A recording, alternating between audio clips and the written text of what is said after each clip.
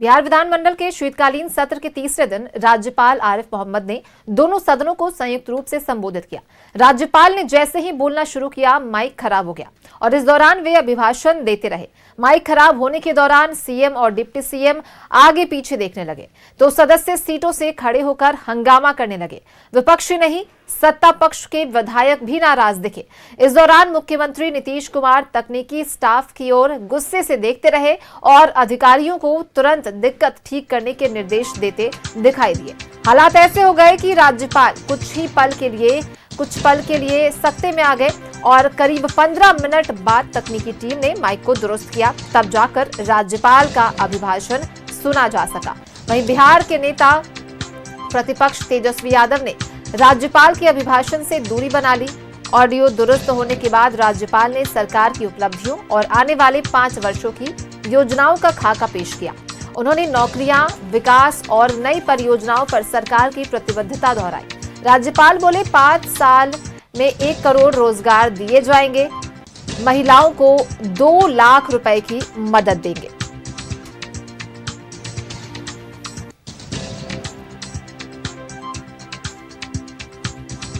बिहार विधानमंडल का शीतकालीन सत्र आज राजनीतिक, प्रशासनिक और विधायी तीनों मोर्चों पर बेहद अहम साबित हो रहा है। सत्र का तीसरा दिन आज का पूरा फोकस राज्यपाल आरिफ मोहम्मद खान के अभिभाषण पर रहा। राज्यपाल ने सेंट्रल हॉल में विधानसभा और परिषद दोनों सदनों को संयुक्त रूप से संबोधित किया और सरकार की नीतियों, योजनाओं, उपलब्धियों और आने वाले प्राथमिकताओं का विस्तृत ब्यौरा रखा। अभिभाषण में रोजगार से लेकर बुनियादी ढांचे, ऊर्जा से लेकर शिक्षा तक एक एक क्षेत्र में सरकार के कामकाज का उल्लेख किया गया।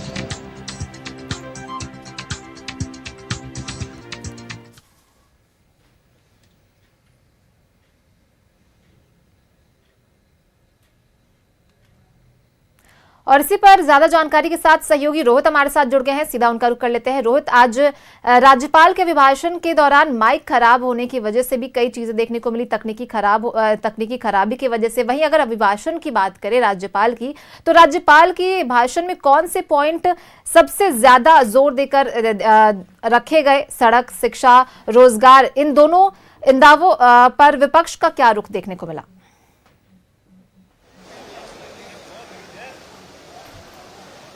जी बिल्कुल रिचितवी, देखिए आज जिस तरीके से आज सदन का तीसरा दिन था और अब वो तीसरा जो दिन था बिहार विधानमंडल का जो कार्यवाही था तीसरे दिन का, वो भी अब कल 11 बजे तक के लिए स्थगित हो गया। और देखिए आज जब सदन में जो राज्यपाल थे, जब वो अभिभाषण कर रहे थे, उस दौरान जो माइक था, टेक्निकल इशू होने की वजह से माइक खराब हुआ। उसके बाद जो दोनों उप मुख्यमंत्री हैं, सम्राट चौधरी की बात करें या फिर विजय सिन्हा की बात करें, दोनों उप मुख्यमंत्री अपने आसन से खड़े हो गए और परेशान भी दिखे कि आखिर टेक्निकल इशू कैसे हो गया, माइक कैसे खराब हो गया। लेकिन वहीं देखिए जिस तरीके से आज महामहिम राज्यपाल ने अभिभाषण किया है और उस अभिभाषण में शिक्षा, रोजगार के साथ साथ जो महिलाओं को पैसा देने की बात की गई थी, उसका और भी कई तमाम जो मुद्दे थे, उन तमाम मुद्दों को लेकर सदन में चर्चाएं की। और वहीं देखिए रोजगार एक सबसे बड़ा जो अहम कड़ी है वो देखा जा सकता है, क्योंकि जिस तरीके से आज महामहिम राज्यपाल ने रोजगार की भी बात की है। वहीं अगर बात करें तो जिस तरीके से माइक भी खराब हुआ, जिसकी वजह से टेक्निकल इशू की वजह से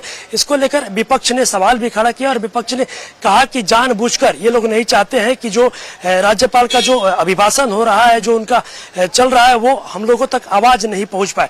तो कहीं ना कहीं देखिए जो विपक्ष है वो जो राज्यपाल का अभिभाषण हो रहा था, जो माइक की समस्याएं हुई टेक्निकल इशू की वजह से, इसको लेकर भी जो विपक्ष के लोग हैं उन्होंने सवाल खड़ा किया। वहीं सत्ता पक्ष के लोगों ने जवाब भी दिया कि जब बिहार की जनता ने ही इन लोगों को नकार दिया, जब बिहार की जनता इन लोगों की आवाज नहीं सुन पाई, तो फिर ये लोग कुछ न कुछ तो बोलते रहेंगे, ये लोग को कैसे सदन का आवाज सुनाई देगा। लेकिन जिस तरीके से राज्यपाल ने आज अभिभाषण दिया है बिहार विधानसभा के सेंट्रल हॉल में, जहां पर दोनों सदन के यानी कि बिहार विधानसभा के और बिहार विधानमंडल के दोनों सदनों के जो माननीय सदस्य थे वो वहां पर मौजूद थे और संयुक्त रूप से यह अभिभाषण चल रहा था।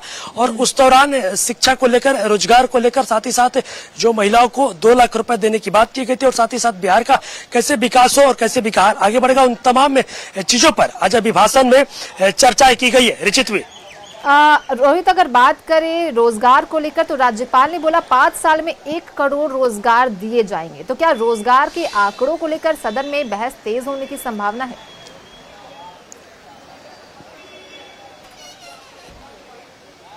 जी देखिए, जिस तरीके से अगर बात किया जाए तो चुनाव से पहले भी देखिए रोजगार एक बिहार के लिए सबसे बड़ा मुद्दा है, क्योंकि आए दिन लगातार ये देखा जाता है कि जो बिहार के यूथ है, जो बिहार के लोग हैं, वो रोजगार के लिए दर दर भटकते हैं। रोजगार नहीं मिलने की वजह से वो दूसरे स्टेट में जाते हैं, काम करने के लिए प्लान करते हैं। तो ऐसे में तेजस्वी यादव ने भी वादा किया था कि हम जब सरकार में आएंगे तो हर घर में एक सरकारी नौकरी देंगे, और एनडीए गठबंधन के द्वारा भी जो 2 करोड़ रोजगार देने की बातें की गई है। तो कहीं ना कहीं देखिए, और ऐसे में विपक्ष लगातार ये बातें कह भी रहा है कि भले ही हम लोग की संख्या कम है, लेकिन रोजगार के मुद्दे को लेकर और जनहित के मुद्दे को लेकर हम लोग सदन में सरकार को घेरेंगे। लेकिन आज जिस तरीके से अभिभाषण चल रहा था राज्यपाल का, और उस अभिभाषण में भी देखिए रोजगार का जिक्र किया गया है, तो जो आखिरी दिनों का यानी कि 5 दिनों का ये जो शीतकालीन सत्र का कार्यवाही है, उस दिन सवाल जवाब होना है। तो उस दिन अगर देखा जाएगा तो उस दिन ये देखना होगा कि क्या जो विपक्ष है वो रोजगार के मुद्दे को लेकर सरकार को घेरता है कि नहीं। लेकिन एनडीए गठबंधन की जो सरकार है, अगर देखा जाए अभी तक तो नए सरकार के गठन होने के बाद रोजगार देने के लिए जो कदम है वो सरकार के द्वारा बढ़ाए गए हैं। वो उद्योग की बात करें या फिर रोजगार को लेकर भी मुख्यमंत्री नीतीश कुमार ने तमाम जो रिक्तियां हैं, तमाम जो विभागों में रिक्तियां पड़ी हुई है, उन तमाम विभागों से जो खाली पड़ी रिक्तियां हैं, उन तमाम रिक्तियों की सूची भी मांगी गई है। तो कहीं ना कहीं देखिए रोजगार एक बड़ा मुद्दा होगा, और जो 5वां दिन होगा कार्यवाही का, यानी कि 5 दिसंबर का जो आखिरी दिन होगा, उस दिन सवाल जवाब भी होगा। लेकिन देखना होगा कि तेजस्वी यादव दिल्ली चले गए हैं, तो क्या तेजस्वी यादव आखिरी दिन कार्यवाही का जब सवाल जवाब होगा तो वो सदन में मौजूद रहते हैं कि नहीं। लेकिन रोजगार एक बड़ा मुद्दा, और रोजगार को लेकर जो विपक्ष है वो सत्ता पक्ष को जरूर घेरेगी। रिचित भी चलिए रोहित, देखने वाली बात होगी कि विपक्ष जो है किन मुद्दों को लेकर सत्ता पक्ष को घेरती नजर आती है। फिलहाल आपका बहुत बहुत धन्यवाद इन तमाम जानकारी के लिए।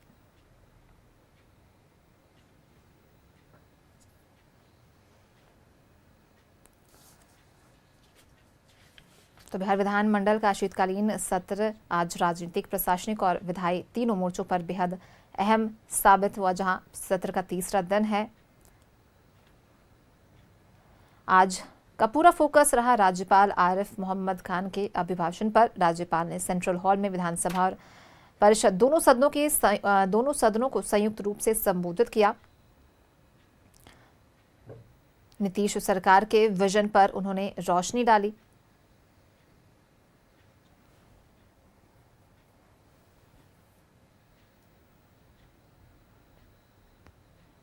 सरकार की नीतियों, योजनाओं, उपलब्धियों और आने वाली प्राथमिकताओं का विस्तृत ब्यौरा किया।